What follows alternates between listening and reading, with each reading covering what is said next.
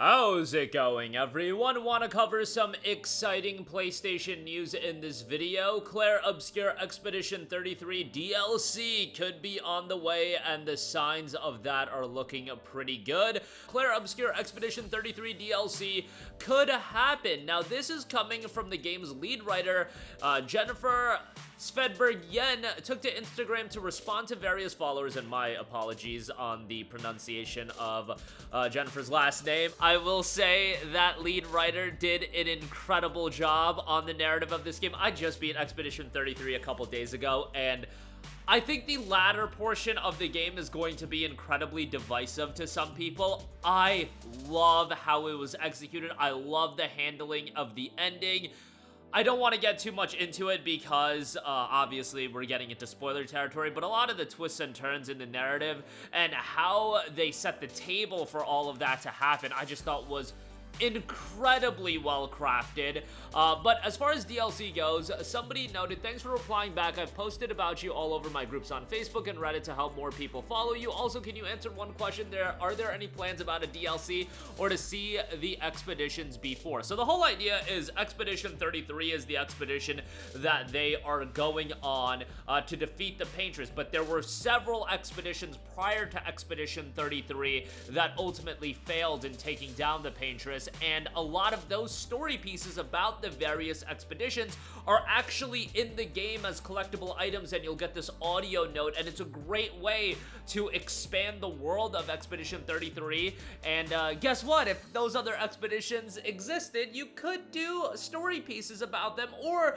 there's a billion different ways you could do DLC for a game like this. The lead writer responding, that is so kind of you. Thank you. I appreciate that so much. Nothing concrete that I can say at the moment. We're honestly still trying to process everything that's happening. It's been a lot to take in. We've always said if there is a strong desire from the players that we would love to do something more, and based on the response so far, I'd say the chances are good. Whenever they are outright already saying that the chances are good, and given that this game is going to be a literal contender for Game of the Year, which I don't know what they had as far as expectations for this game goes from a commercial standpoint or even a critical standpoint, but I heard through the grapevine that they were looking at around an 80 range on Metacritic.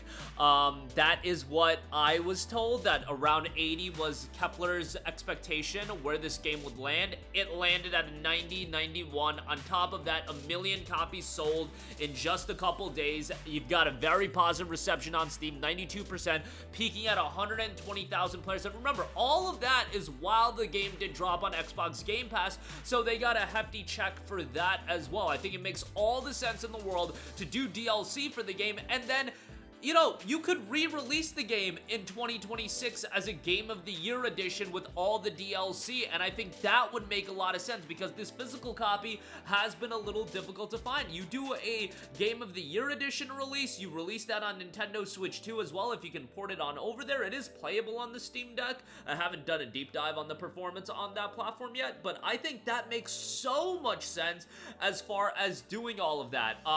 I've loved Expedition 33. What I haven't loved is a lot of the discourse around the game. I'm not crazy about people acting like, oh my god, turn-based games are back, and now it's become a clown show of like everybody just clowning on Final Fantasy, as if Final Fantasy VII Rebirth did not just release last year and was a literal contender for Game of the Year. I get that people feel their way about Final Fantasy 16. At the end of the day, you guys, as amazing as Expedition 33 is, Final Fantasy 16 released on one platform and sold 3 million copies. Yes, Square Enix's expectations were even higher than that. I think that is an issue of Square Enix expectation management for their Final Fantasy outings, especially when it's released on just one platform. And I don't want to see this happen either. I could easily see Final Fantasy 17 being a turn-based game, right? I could see it being a turn-based game and it also having a simultaneous launch on all platforms, being it comes out on PC. And then you'll get those people that love to disingenuously showcase the Steam charts and be like, well, would you look at Final Fantasy 16 and where that game peaked at from a concurrent player count, and then look at Final Fantasy 17, let's just say it comes out day one on PC and is a turn-based game. Everybody just wants turn-based games. Like, Y'all already know FF16 had the delayed release on PC, as did FF7 Rebirth.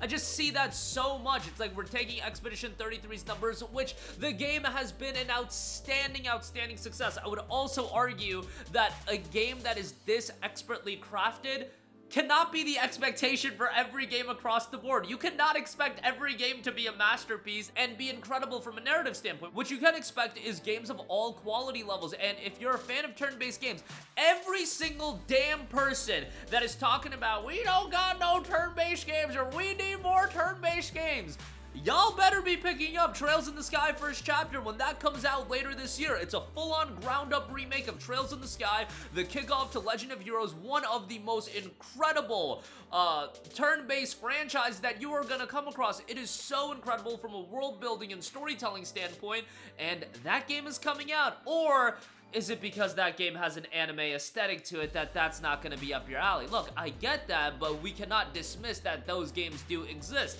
100 Line Last Defense just came out as well. It's just like, come on, guys. Look, I get it, Expedition 33 has an art style that is totally up the alley of a lot of people. The soundtrack is amazing. The battle system with the implementation of the real-time mechanics, I think, works incredibly well. This game will probably end up being, if not my game of the year, one of my top games of the year. And what I've always said is, I think Expedition 33 should absolutely be in the consideration to get game of the year, more so than a game like Grand Theft Auto 6 for me. And yes, GTA 6 isn't even out yet. Why I say that is because at the end of the day, game of the year should be used, in my opinion, as a tool to elevate a deserving publisher, a deserving IP, or a deserving developer. That is where game of the year is effective. Rockstar Grand Theft Auto is not elevated whatsoever by winning Game of the Year. Much like last year, Final Fantasy VII Rebirth winning Game of the Year wouldn't do a lot. I mean, it's Final Fantasy. It's Final Fantasy VII at that. It wouldn't do a lot. Metaphor, on the other hand, winning, I think, would mean a lot. Ultimately, Astrobot got it, which I think did mean a lot. Expedition 33 winning Game of the Year would mean so much for a debut studio, a turn-based game like this, a smaller scale game in the sense that you had a smaller team working on it. I just think it would mean so much more than Grand Theft Auto winning. Like, bro, it's Grand Theft Auto. Alright, great. Rockstar's gonna win a billion more Game of the Years. They've won several Game of the Years already. Although, in 2018, I do think they gave it to God of War over Red Dead 2. And, you know, Red Dead doesn't need the elevation. But you know what? Red Dead 2 is a pretty damn good game. But these days, when I think about Game of the Year, I think about it from the lens of, who's it actually gonna help? Is it gonna help Rockstar winning Game of the Year? I'm sure the team will be happy about it.